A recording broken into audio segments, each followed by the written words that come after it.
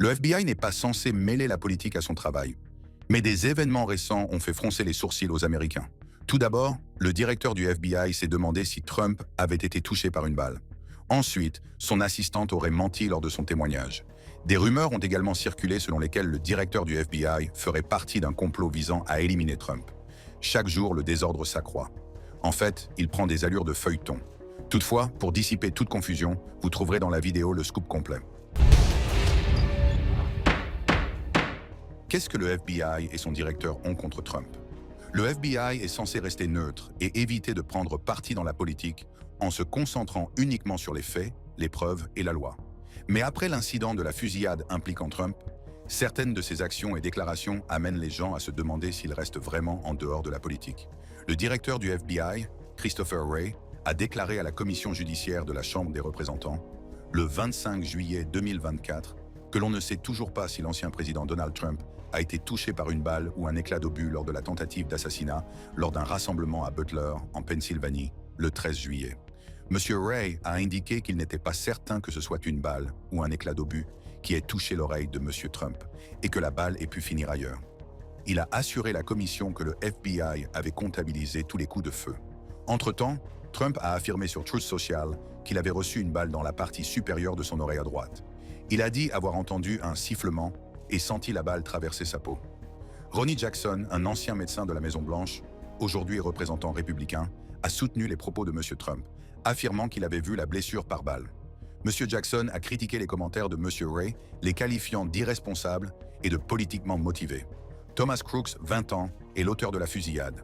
Il a utilisé un fusil AR-15 pour tuer une personne et en blesser 2 autres, dont M. Trump. 8 douilles de balles ont été retrouvées sur le toit où Crooks a tiré. Au moment des déclarations de Wray, le FBI enquêtait encore sur la tentative d'assassinat. Wray a indiqué que Crooks avait fait des recherches en ligne sur l'assassinat de John F. Kennedy. Après les commentaires de M. Wray, les théories du complot ont pris de l'ampleur sur les médias sociaux. Selon un sondage réalisé par GL Partners, 21% des personnes interrogées pensent que le FBI est à l'origine de la tentative d'assassinat. Cette croyance est plus forte chez les républicains, avec environ un tiers d'entre eux. Les médias sociaux, en particulier Twitter, ont joué un rôle important dans la diffusion de ces théories du complot. Les messages contenant de fausses affirmations, de la haine et des insultes ont été largement partagés et consultés, ce qui a alimenté la désinformation. Certains ont même pensé que l'incident avait été mis en scène. Ces idées se sont répandues parmi les libéraux et les conservateurs. À droite, certains politiciens et fonctionnaires sont allés plus loin, suggérant que l'administration Biden et les services secrets étaient impliqués. Ils ont affirmé que l'accent mis par l'administration sur la diversité, l'équité et l'inclusion avait affaibli la formation des services secrets, entraînant des lacunes en matière de sécurité. Le représentant républicain Mike Collins a accusé le président Biden d'être responsable, se référant à un commentaire dans lequel Biden a mentionné le fait de mettre Trump dans une cible. Marjorie Taylor Greene a fait écho à ces propos, suggérant que les démocrates voulaient que l'incident se produise. Alex Jones, théoricien du complot, a déclaré que la fusillade était une ruse des démocrates pour écarter Trump de la course à la présidence de 2024. Il a posté ceci sur Twitter. Les marionnettistes de Biden ont mené l'attaque contre Trump et ils le feront à nouveau. Les services secrets admettent maintenant que l'assassin est resté sur le toit pendant 26 minutes. Les services secrets ont une longue histoire d'interruption délibérée. Pensez à Dallas, Texas, 1963, et partez de là. Jones suggère que les services secrets ont laissé John F. Kennedy se faire assassiner en 1963. Il affirme que Crooks était sur le toit pendant 26 minutes et que les services secrets ont délibérément laissé la fusillade se produire. Jones est connu pour diffuser des théories du complot et des fausses nouvelles par le biais de ses sites web, notamment InfoWars, NewsWars et Prison Planet. Il a soutenu les nationalistes blancs et, en 2023, il a été révélé qu'il avait créé le site National File pour éviter l'interdiction des contenus d'InfoWars sur les réseaux sociaux. Lors de la tentative d'assassinat de M. Trump, des théories conspirationnistes de droite ont circulé sur Twitter, affirmant à tort que le tireur était un militant Antifa, un juif ou un transsexuel. Ces affirmations ont été démenties lorsque le tireur a été identifié comme étant Thomas Crooks. Une autre théorie veut que des agents du Secret Service aient été retirés du rassemblement de Trump pour protéger Jill Biden lors d'un événement de campagne à Pittsburgh. Cette idée est née d'un message posté sur les réseaux sociaux par la correspondante de la Maison-Blanche, Susan Crabtree, qui a déclaré que des sources anonymes affirmaient que des ressources avaient été transférées de Trump à Biden et s'est interrogée sur l'auteur de cette décision. Les services secrets ont démenti ces affirmations.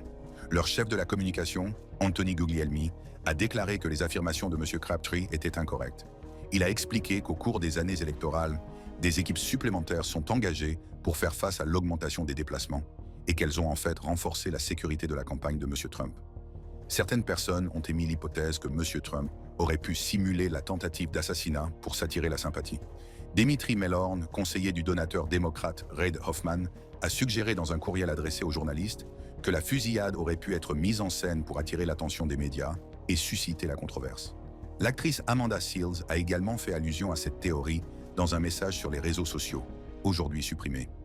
Sur Twitter, en particulier parmi les utilisateurs de gauche, l'idée que la fusillade a été mise en scène a gagné en popularité.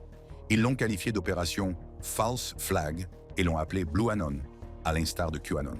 Ces théories affirment que la fusillade était fausse et suggèrent que le sang de Trump et la mort de la victime ont été mis en scène pour rendre l'événement plus convaincant.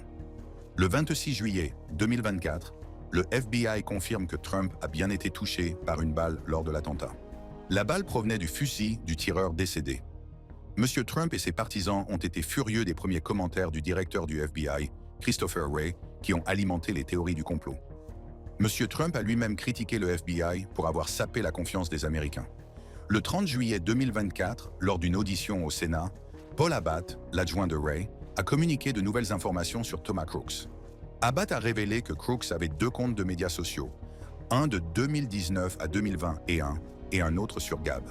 Le premier compte contenait plus de 700 commentaires montrant des opinions antisémites, des opinions anti-immigration et un soutien à la violence politique.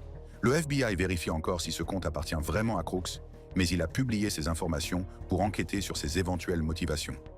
M. Abbott a déclaré que le compte Gab avait des opinions diverses, mais le PDG de Gab, Andrew Torba, a précisé que le compte soutenait le président Biden et sa politique d'immigration, ce qui contredit les affirmations du FBI.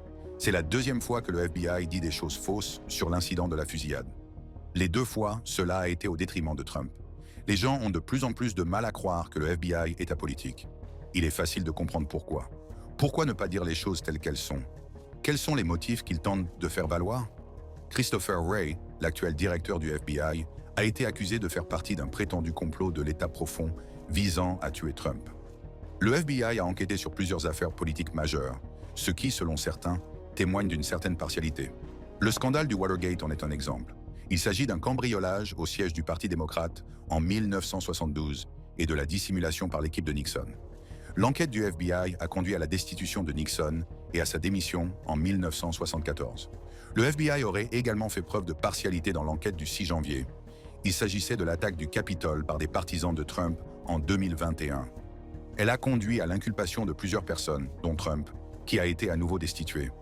En 2022, le FBI a fait une descente dans la propriété de Trump, à Mar-a-Lago, et a trouvé des documents classifiés, ce qui a donné lieu à de nouvelles accusations de conspiration de l'État profond et a détérioré les relations de Trump avec le FBI. Les 2 camps politiques accusent le FBI de partialité, ce qui a diminué la confiance dans l'agence. Les sondages montrent que 75% des électeurs se méfient du ministère de la Justice. En outre, des agents du FBI comme Jared Wise ont dénoncé l'agence. Accusé de troubles à l'ordre public et d'agression lors de l'attentat du 6 janvier, il a affirmé avoir été injustement pris pour cible en raison de ses opinions politiques. Les gens ne se méfient pas seulement du FBI, ils se méfient aussi des services secrets et de leurs anciens et actuels directeurs. Tout comme le FBI, les services secrets sont tout aussi louches. La directrice Kimberly Sheetal, qui dirigeait les services secrets lorsque Trump a été abattu, a fait l'objet de vives critiques pour n'avoir pas su prévenir l'attaque. Les républicains comme les démocrates ont été contrariés et ont demandé sa démission. Lors d'une audience houleuse le 22 juillet 2024, Mme Sheetal a été invitée à démissionner mais a refusé, insistant sur le fait qu'elle était la meilleure personne pour ce poste. Le 23 juillet, Mme Sheetal a annoncé dans un courriel adressé aux employés des services secrets qu'elle démissionnait. Dans sa lettre de démission, elle explique qu'elle se retire parce que les événements récents ont montré que les services secrets n'avaient pas réussi à protéger la nation comme il le fallait. Elle a reconnu les critiques et a assumé l'entière responsabilité des problèmes de sécurité. La démission de Mme Sheetal a suscité des réactions mitigées.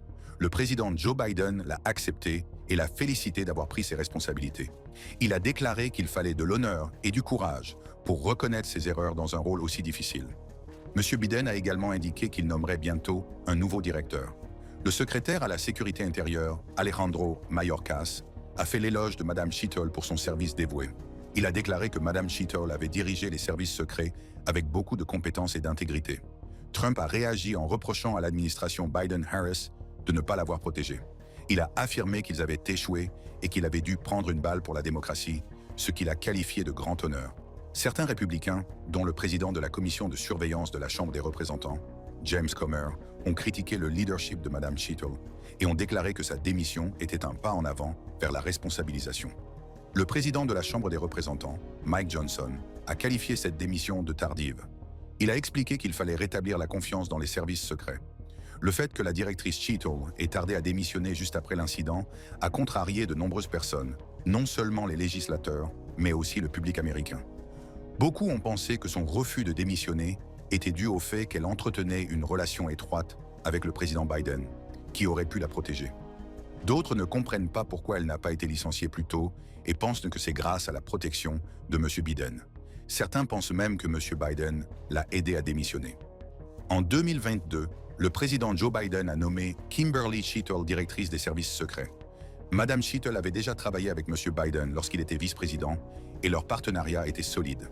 M. Biden a fait l'éloge des 25 années de service de Mme Schiettle, de son leadership et de son rôle en tant que première femme directrice adjointe des opérations de protection.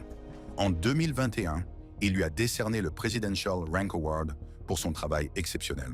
Cependant, juste avant la démission de Mme Schiettle, la députée Lauren Boebert l'a interrogée sur ses interactions avec la Maison-Blanche, jetant le doute sur les liens entre M. Biden et Mme Schiettle. Cependant, le directeur a eu du mal à répondre.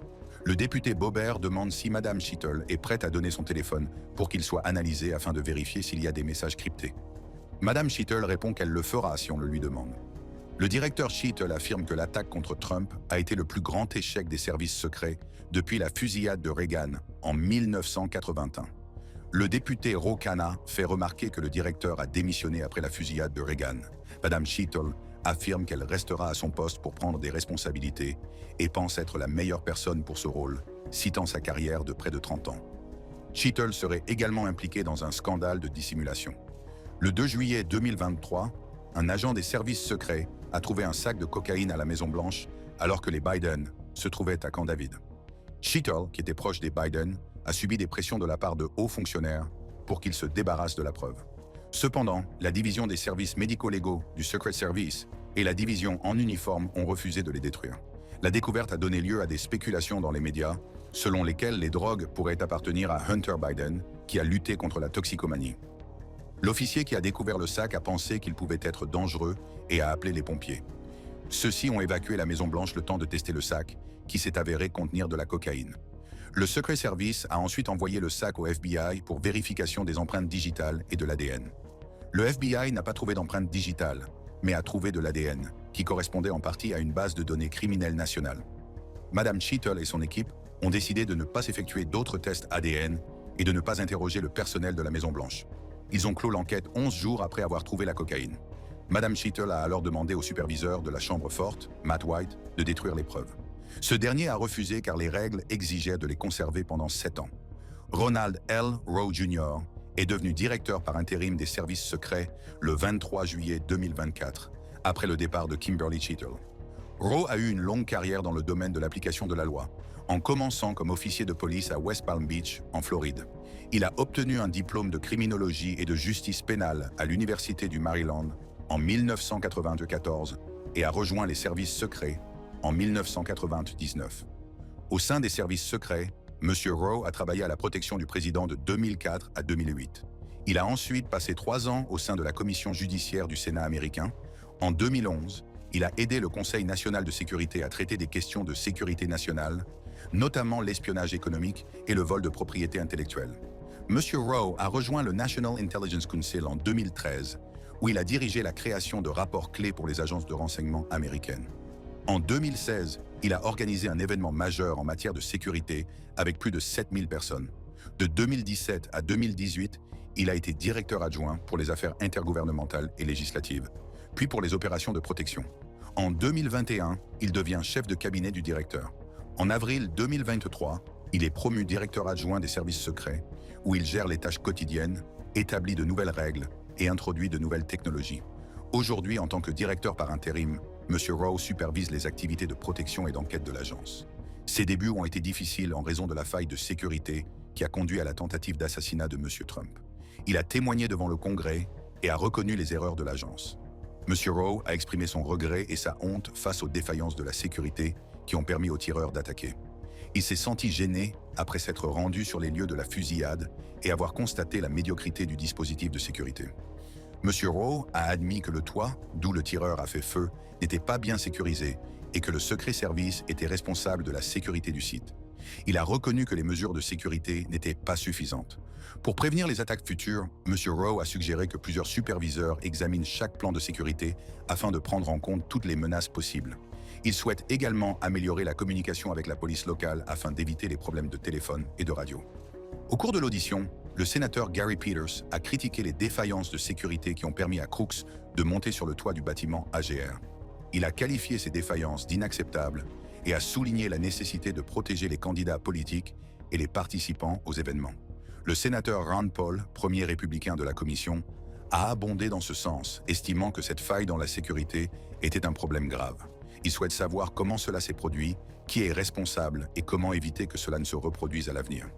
M. Paul a fait remarquer que le toit et le terrain n'étaient pas protégés et que M. Trump a été autorisé à s'exprimer malgré le danger.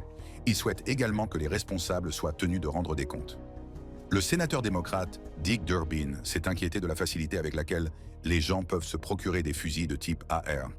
Il a comparé la situation à une histoire fictive et a insisté sur la nécessité de découvrir comment un jeune de 20 ans a pu se procurer l'arme et l'utiliser pour commettre l'attentat. Il s'est également interrogé sur les raisons pour lesquelles ces armes sont si facilement accessibles. Le sénateur Ted Cruz s'est disputé avec M. Rowe au cours de l'audition. M. Cruz a déclaré que les services secrets avaient commis une erreur et ignoré les demandes de l'équipe de M. Trump. M. Rowe a répondu que toutes les demandes pour le rassemblement de Butler avaient été approuvées, mais que la police locale avait été utilisée en cas de besoin. M. Cruz a accusé l'administration Biden d'avoir politisé les services secrets, mais M. Rowe a répondu que ce n'était pas le cas. Cruz a également demandé pourquoi il n'avait pas obtenu les détails du nombre d'agents pour la protection de Trump et de Biden. Au cours d'un autre échange tendu, le sénateur Josh Hawley du Missouri a exhorté M. Rowe à licencier les personnes responsables des erreurs commises. M. Rowe a déclaré qu'il souhaitait attendre que l'enquête permette d'identifier les responsables avant de prendre une quelconque décision. M. Hawley a demandé pourquoi personne n'avait encore été licencié, mais M. Rowe a insisté sur le fait qu'il avait d'abord besoin de tous les détails et a promis de rendre des comptes. De manière inattendue, 3 jours après l'audition, une source anonyme a accusé M. Rowe de graves fautes professionnelles. Selon cette source, M. Rowe n'aurait pas respecté les procédures en sautant un contrôle de sécurité sur le site d'un rassemblement à Butler, en Pennsylvanie, et aurait supprimé 20% du personnel de la division de la contre-surveillance. La source a également affirmé que M. Rowe avait pris des mesures de rétorsion à l'encontre des agents des services secrets qui avaient soulevé des problèmes de sécurité lors des événements organisés par M. Trump. Le sénateur Hawley a appuyé ces affirmations dans une lettre adressée à M. Rowe. Les affirmations du dénonciateur ont bouleversé de nombreuses personnes qui ont appelé à la démission ou au licenciement de M. Rowe. La situation a également suscité des débats sur d'autres problèmes au sein des services secrets, tels que le favoritisme, le mauvais traitement des dénonciateurs et les mauvaises pratiques d'embauche. En outre, les gens sont également contrariés et agités parce que les autorités n'ont pas établi de motif pour la fusillade. Le FBI et les services secrets n'ont toujours pas trouvé le mobile des escrocs. Le 30 juillet 2024, lors d'une audition au Sénat, le directeur adjoint du FBI a rendu compte de l'enquête. Il a indiqué que le FBI avait interrogé plus de 460 personnes, exécuté des mandats de perquisition et saisi des appareils électroniques. L'objectif de l'enquête est de comprendre pourquoi le crime a eu lieu, de trouver d'éventuels complices et de reconstituer ce que Crooks a fait. M. Abbott a rassuré tout le monde en indiquant que l'on continuait à envisager toutes les possibilités et à suivre toutes les pistes. Abbott a expliqué qu'avant la tentative d'assassinat, Crooks a cherché sur Internet des informations sur la distance qui séparait Oswald de Kennedy. Il s'est rendu sur le site du rassemblement une semaine auparavant et s'est entraîné dans un stand de tir la veille. Abbott a également noté que des engins explosifs ont été trouvés dans la voiture et au domicile de Crooks, et qu'il avait un détonateur sur lui. Les recherches de Crooks sur l'assassinat de JFK permettent-elles de prouver ou d'expliquer quoi que ce soit? Voyons ce qu'il en est. Le 22 novembre 1963, le président John F. Kennedy a été abattu à Dallas, au Texas, alors qu'il se trouvait dans une voiture avec sa femme. La fusillade s'est produite vers 12h30 lorsque 2 balles l'ont atteint depuis un immeuble voisin. Transporté d'urgence à l'hôpital, il meurt à 13h. Lee Harvey Oswald, un ancien marine de 24 ans, est arrêté et accusé du meurtre. Oswald, qui avait vécu en Union soviétique, avait des opinions politiques extrêmes et était connu pour ses problèmes émotionnels. Oswald aurait tiré 3 fois sur Kennedy, une balle atteignant également le gouverneur du Texas, John Connally. Un passant a été blessé par un morceau de margelle touché par une balle. Après la fusillade, Oswald s'est enfui, a tiré sur un policier de Dallas et a été arrêté dans un cinéma voisin. Oswald a déclaré qu'il n'avait pas tué Kennedy et qu'il avait été piégé. Il n'a jamais été jugé pour ce meurtre, car il a été abattu par Jack Ruby, propriétaire d'une boîte de nuit, le 24 novembre 1963, alors qu'il était transféré dans une autre prison. Ruby a prétendu qu'il avait agi ainsi pour éviter à la femme de Kennedy d'avoir à témoigner. Le FBI et la commission Warren ont conclu qu'Oswald avait agi seul. Cependant, en 1979, une nouvelle enquête a suggéré qu'il aurait pu y avoir un deuxième tireur. Cette idée est toujours débattue. Certains pensent que l'histoire officielle est incomplète. Tout comme pour Kennedy, les gens ne savent pas pourquoi Crooks a essayé de tuer Trump. Les experts affirment que les motivations floues sont monnaie courante dans les attaques de grande envergure. Contrairement à de nombreux tireurs de masse, Crooks ne correspondait pas au schéma habituel. Il était inscrit au registre des Républicains, avait de bons résultats scolaires et avait un petit groupe d'amis. Il n'était pas très présent en ligne et n'avait pas laissé de manifeste, ce qui a compliqué la tâche des enquêteurs pour comprendre ses motivations. Cependant, Crooks présentait certaines similitudes avec d'autres tireurs. Il était de sexe masculin, blanc, célibataire et utilisait un fusil, ce qui est courant chez les tireurs. Ce qui le distinguait, c'était son âge, son statut d'étudiant et l'absence de toute rancune ou plainte visible. Le psychologue Peter Langman a souligné que Crooks se débrouillait bien dans des domaines importants tels que l'éducation, le travail, les relations, la famille et la vie sociale, contrairement à de nombreux tireurs qui éprouvent souvent des difficultés dans ces domaines. M. Langman a toutefois précisé que l'enquête n'en était qu'à ses débuts et qu'il pourrait y avoir plus à découvrir sur les motivations et l'état mental de M. Crooks. Certains experts estiment que Crooks a peut-être cherché à attirer l'attention plutôt que d'agir en fonction de ses convictions politiques. Il note qu'il a cherché des informations sur diverses personnalités politiques, ce qui suggère qu'il a choisi sa cible par commodité. Ce comportement est souvent observé chez les personnes qui commettent des actes de violence pour attirer l'attention, comme certains tireurs dans les écoles.